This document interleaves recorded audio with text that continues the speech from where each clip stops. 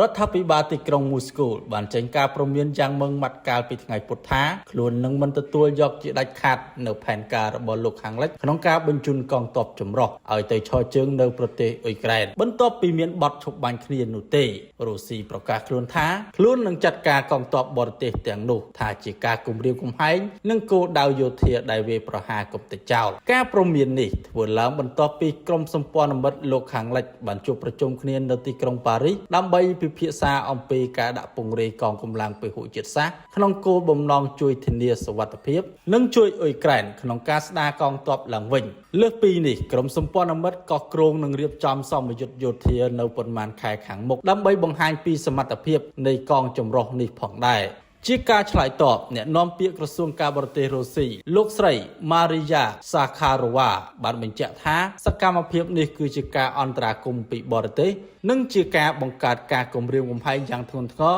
ដល់សន្តិសុខរបស់រុស្ស៊ីលោកស្រីបានសង្កត់ធ្ងន់ថារាល់កម្លាំងបរទេសដែលដាក់ពង្រាយមកអ៊ុយក្រែននឹងត្រូវរុស្ស៊ីចាត់ទុកថាគោលដៅយោធាស្របច្បាប់